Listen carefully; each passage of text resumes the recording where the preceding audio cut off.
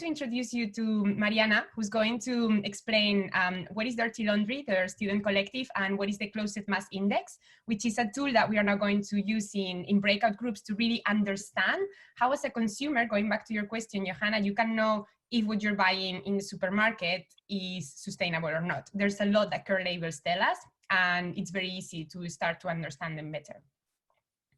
So Mariana, over to you. Hello. I'm just wondering if you'll open up the presentation, or if should Yes, I? do you want to share? Mm-hmm.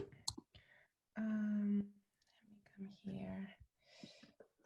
Perfect. Then maybe I can start in the meanwhile. I'll introduce myself. My name is Mariana. I'm from Lisbon, and I'm a student at the Amsterdam Fashion Institute. And I've been part of this Dirty Laundry collective for about a year now. Dirty Laundry was founded in 2016, and it was founded on the belief that students have a very critical role to play in shaping the future of the fashion industry.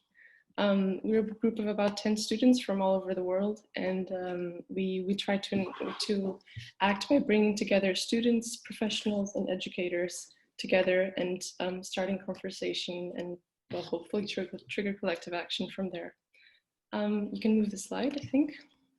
So now I'll move on to the Closet Mass Index.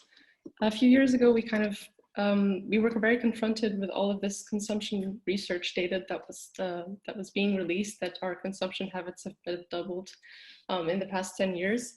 And we wanted to see really for ourselves, because we realized that we don't really know what we own, how many pieces of clothing we have. And we were the so-called fashion activists. So we just wanted to check. So for that, we created the Closet Mass Index. This resulted in the first run. The group took pictures, kind of like mugshot style, of being transparent with how much they actually have. But this came from the belief that it's essential to know what we do have in order to make more informed, conscious, and sustainable choices in the future. So the CMI in practicality, it's a tool for measuring and for measurement and for reflection. I think you can move the slide again.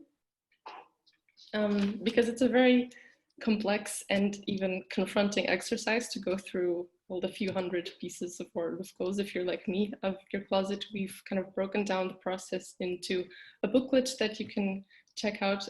It's on our website, and we'll make sure to send everything through, and a worksheet, so an individual worksheet for you to use during the exercise. However, today we're using an adapted version of that, adapted version, I mean.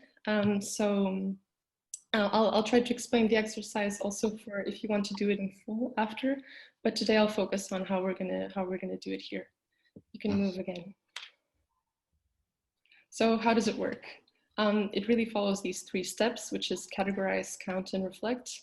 By categorize, I mean that in the general exercise, we have 2 sets of categories, which is clothing origin, how you acquired it, is it new, secondhand, gifted, and clothing type, so if it's a shirt, trousers, bottoms, etc.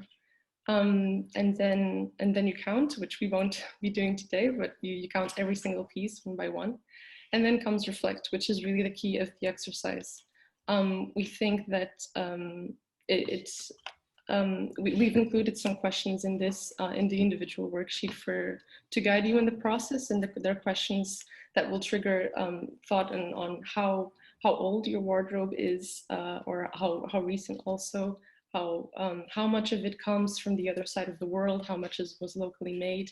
And we hope these are just sort of some frameworks to give you a very visual idea of how the footprint of your closet.